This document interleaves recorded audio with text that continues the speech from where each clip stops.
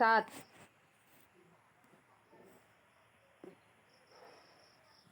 ये देखिए RIF किसका लगा हुआ? RIF मेरा से वैशाली जी आपका लगा हुआ। सर मेरा RIF तब लगा था जब ये मार्केट सर मेरा बाइनेंस और ये RIF थोड़ा तब लगा था डिस्टर्ब जब चल रहा था। अभी लगा हुआ है मार्केट निकल गया? बाइनेंस और ये थोड़ा नहीं डिस्टर्ब नहीं चल जी, रहा था। वो तो क्लोज हो गया। नहीं नहीं जी, वो तो क्लोज हो गया। तो हम किसी भी ट्रेड में जाते हैं ट्रेड सेटिंग पे, तो वहां पर ये सारी सेटिंग करके हम ट्रेड लगा लेते हैं। ठीक है, यहाँ तक तो ये सब जरूरी है लगाना, क्योंकि इनके बगैर आपका ट्रेड लगेगा नहीं। राइट, जो भी आप सेटिंग करते हैं, जो आपको सिखाया गया है उस तरह से आप करेंगे। ठीक है, लेकिन उसके साथ साथ जो नीचे एडवांस सेटिंग्स हैं ये ऑप्शनल है। आप चाहें तो उसका यूज करें, ना चाहें तो ना करें। ये हेल्पफुल है आपके लिए, आपको कल बताया था, और सबसे ज्यादा हेल्पफुल तब है जब आप इसको यहाँ पर साइकिल पे लगाते हैं, क्योंकि वन शॉट में तो एक बार आप चार्ट को देख लेंगे तो आपने देख के लगा दिया, लेकिन साइकिल पे आप लगा के छोड़ देंगे तो फिर आप बार बार उसको नहीं देख पाएंगे कि कब खरीदना है, कब नहीं खरीदना, कब बेचना है, कब नहीं बेचना। तो वो सारी चीजें आपके लिए रॉयल क्यू कर सकता है, और वो भी 7 तरह से। आपको मैंने बताया कि 7 अलग अलग यहाँ पर क्या है, एडवांस सेटिंग्स है। ठीक है, सातों में से एक लगानी है आपको, ऐसा नहीं कि 7 के 7 लगा देंगे या 2 लगा देंगे, 3 लगा देंगे। तो कौन कौन सी है? नंबर 1, आप यहाँ पर इसी को सिलेक्ट रखेंगे और यहाँ पर ट्रिगर प्राइस यहाँ पे डाल सकते हैं। ठीक है, तो पहला सेटिंग यहाँ पर है कि अगर आप ट्रिगर प्राइस डालते हैं, इसका मतलब आप एक ही प्राइस पे बाय करना चाहते हैं। जब भी वो उस प्राइस पे आएगा तभी उसको आप बाय कराना चाहते हैं। उस प्राइस से कम ज्यादा हो तो आपके वो बाय नहीं करेगा। ठीक है, इसके नीचे है सेकंड, यहाँ पर दूसरे नंबर पे क्या है, ये प्राइस रेंज है ना, जिसमें कि हम एक रेंज यहाँ पर बता सकते हैं कि ये लोवेस्ट प्राइस है हमारी और ये हाईएस्ट प्राइस है। इसके नीचे नहीं खरीदना और इसके ऊपर नहीं खरीदना। खरीदने की बाय कर रहे हैं ना, बात कर रहे हैं हम। तो ये ध्यान रखें, एडवांस सेटिंग सिर्फ बाय के लिए होती है, वो भी कौन सा बाय? फर्स्ट बाय के लिए। उसके नीचे वाले बाय के लिए नहीं होती, नंबर 1 नंबर 2 कॉल के लिए नहीं होती। ये सिर्फ और सिर्फ किसके लिए होती है? फर्स्ट बाय की ट्रिगरिंग कंडीशन, फर्स्ट बाय की कंडीशन। जब भी वो फर्स्ट बाय करेगा, आप क्योंकि साइकिल पे लगा रखा है तो वो बार बार बाय करके फिर सेल करेगा, फिर दोबारा यहीं पर बाय कर लेगा। तो इसको दोबारा जो बाय करता है वो भी फर्स्ट बाय ही करता है, क्योंकि एक ट्रेड तो यहाँ तक क्लोज हो चुका है, एक साइकिल कंप्लीट हो चुका है। उसके बाद दूसरी साइकिल पहले, मतलब नया ट्रेड एक नए सिरे से शुरू करेगा, उसको फर्स्ट बाय से शुरू करेगा। ठीक है, तो वो फर्स्ट बाय करने की आप कंडीशन यहाँ पे डाल सकते हैं। पहली कंडीशन एक प्राइस डाल के, दूसरी कंडीशन आप डाल सकते हैं यहाँ पर एक लोवेस्ट और हाईएस्ट प्राइस की बता के कि ये इस रेंज में मैंने ट्रेड करना है, ये इस रेंज से लेकर इस रेंज तक मुझे ट्रेड करना है। इसके ऊपर चला जाए तब भी बाय मत करना, इसके नीचे चला जाए तब भी बाय मत करना। इस रेंज के अंदर ही मुझे क्या करना है?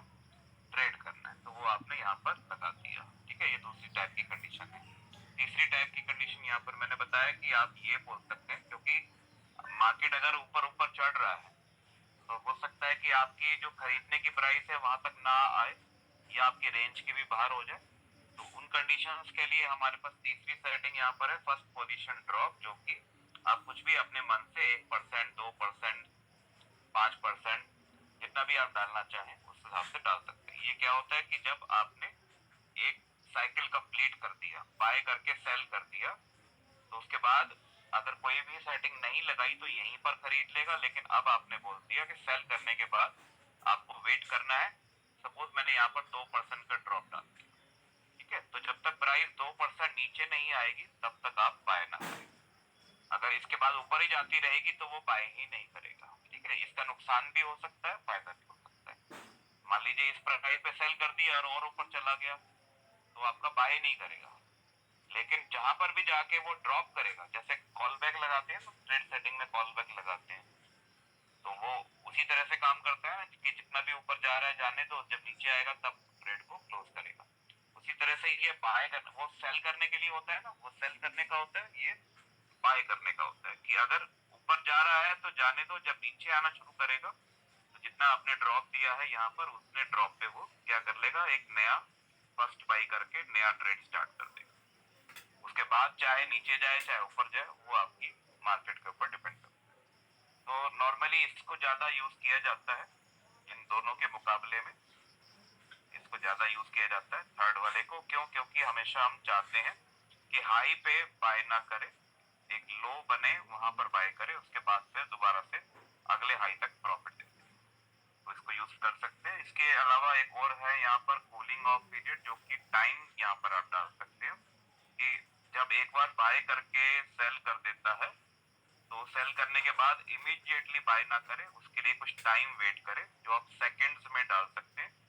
सेकंड्स का मतलब कि आप 10 सेकंड, 20 सेकंड या 1 मिनट डालना है तो 60 सेकंड, 3 मिनट डालना है तो 180 सेकंड, इसके हिसाब से जितने भी सेकंड्स आप डालेंगे उतने टाइम वो वेट करके उसके बाद ही अगला ट्रेड स्टार्ट करेगा। तो ये 3 सेटिंग्स तो यहाँ पर है ना, 1 2 3 4 सेटिंग्स यहाँ पर हो गई, और 3 अलग से यहाँ पर है इंडिकेटर सेटिंग, जो कि यहाँ पर आपको मिलेगी।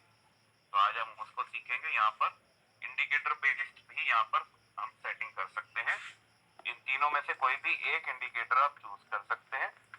तो जब आप चूज करेंगे तो यहाँ ट्रिगर प्राइस जो दिखाई दे रहा है उसकी जगह उसके इंडिकेटर का नाम आ जाएगा। तो उसके लिए आपको पहले तो ये समझना पड़ेगा कि इन इंडिकेटर्स का क्या मतलब। जैसे आज हम शुरू करते हैं RSI से, जो कि नंबर 1 पे है यहाँ पे। ठीक है, तो RSI में हमने जैसे ही यहाँ पर क्लिक किया तो ये आ गया यहाँ पर RSI। ठीक है, अब RSI में होता क्या है, ठीक है, पहले चीज तो इसको समझते हैं। What is RSI? RSI का फुल फॉर्म है relative strength index. Full form क्या है? Relative strength index. तो किसी भी ट्रेड की रिलेटिव स्ट्रेंथ का इंडेक्स है ये इंडिकेटर, मतलब कि उसका इस समय कितना स्ट्रेंथ है, उसमें जो ट्रेंड चल रहा है, जो कि उसमें मार्केट को ऊपर या नीचे लेके जा रहा है, उसमें कितनी स्ट्रेंथ है, क्या वो स्ट्रेंथ अभी बढ़ रही है या स्ट्रेंथ अब वीक होने लगी है। तो इसके लिए RSI जो देखता है वो मार्केट को इस नजरिए से देखता है कि मार्केट 0% से लेकर बढ़ते बढ़ते 100% तक जाती है। जब ऊपर जाती है तो 0 से 100 तक जाती है, और जब नीचे जाती है तो 100 से 0 तक नीचे भी आ जाती है। ठीक है, तो इन्हीं दोनों रेंज के बीच में मार्केट घूमता रहेगा। इसमें कोई ये नहीं हम सोच रहे कि 100% का मतलब कि जो प्राइस है वो डबल हो जाएगी तो 100% हो जाएगा, हम ये नहीं सोच रहे। RSI ये देख रहा है कि एक ऐसा रेंज आ जाए जहां पर उससे ज्यादा जाने की उम्मीद बिल्कुल खत्म हो चुकी है। हाईएस्ट रेंज एक मार्केट की जहां तक वो जाता है मतलब पहले भी वहां तक जा चुका है, उसके ऊपर नहीं गया कभी। और एक ऐसी रेंज वो देख लेता है कि जहां पर से पहले कभी भी इससे नीचे नहीं गया, तो वो लोएस्ट रेंज बना लेता है। अब वो कहां पर देखता है, मतलब कि कितने टाइम को देखता है, वो यहाँ पर आपको अगली लाइन में यहाँ पर आपको डिसाइड करना है। अगर हम इसको क्लिक करेंगे 6 और 12 और 24, तो ये मतलब क्या हुआ, 6 दिन का एवरेज देखेगा कि 6 दिन की हाईएस्ट प्राइस कितने गई थी और लोएस्ट प्राइस कितने गई थी। हो सकता है कि ये लोएस्ट है और ये हाईएस्ट है 6 दिन की, लेकिन इसके अलावा हम 12 दिन का भी देख सकते हैं, 24 दिन का देख सकते हैं। हो सकता है आपने 24 दिन का यहाँ पर सिलेक्ट किया तो 24 दिन पहले तक, आज से लेकर 24 दिन पहले तक हो सकता है कि 6 दिन की हाईएस्ट प्राइस ये रही हो, ये 6 दिन की है, लेकिन 24 दिन में यहाँ पर भी आ सकती है, यहाँ पे 24 दिन आ सकती है ना, इतनी प्राइस भी गई थी 24 दिन पहले तक, या 20वें दिन या 19वें दिन, मतलब 6 से ज्यादा दिन को हम देखें तो इतनी प्राइस ऊपर या इतनी प्राइस नीचे भी जा चुकी थी, उसकी रेंज बड़ी हो जाएगी, है ना। 6 में करेंगे तो छोटी रेंज देखेगा, 24 में करेंगे तो बहुत बड़ी रेंज देखेगा। और अगर हम दोनों का बीच का चाहते हैं तो हम 12 दिन का यहाँ पर चूज कर सकते हैं कि पिछले 12 दिनों में क्या हाईएस्ट प्राइस थी और क्या लोएस्ट प्राइस थी, उसको वो मापदंड के लिए इस्तेमाल करेगा। ठीक है, ये क्लियर हो गया। ये 6, 12 और 24 का क्या है, यहाँ पर टाइम फ्रेम है। ये टाइम फ्रेम है कि कितने दिन का आप चार्ट देख रहे हो। ठीक है, सॉरी टाइम फ्रेम नहीं है, ये टाइम फ्रेम ये होता है, टाइम फ्रेम होता है 15 मिनट का, ये होता है RSI की लेंथ। ठीक है, RSI लेंथ। यहाँ पर आप 6, 12 या 24, सपोज मैंने बीच वाला चूज कर लिया, मुझे बहुत छोटा भी नहीं लेना, मुझे बहुत बड़ा भी नहीं लेना, मैं अभी थोड़ा सा मीडियम साइज में देखना चाहता हूँ। अब वो क्या देखेगा, वो ये देखेगा कि पिछले आपने चूज किया 12 दिन, ठीक है, तो आपने ये देखेगा कि 12 दिन में मार्केट कितना नीचे से नीचे गई थी तो उसको वो 0% मान लेगा, कितना ऊपर से ऊपर तक गई थी उसको 100% मान लेगा। अब हम एक्सट्रीम लेवल पे बिल्कुल बॉर्डर पे जाके तो हम नहीं काम करेंगे, तो हम क्या करेंगे, उसमें एक सेफ जोन ढूंढेंगे। तो इसमें रॉयल क्यू या आरएसआई जो है, आरएसआई क्या जोन ढूंढता है कि 0 से थोड़ा सा ऊपर 20% तक मैं मान लेता हूँ एक एरिया, और 100 से थोड़ा सा नीचे 20% डाउन जाके आ जाएगा 80%।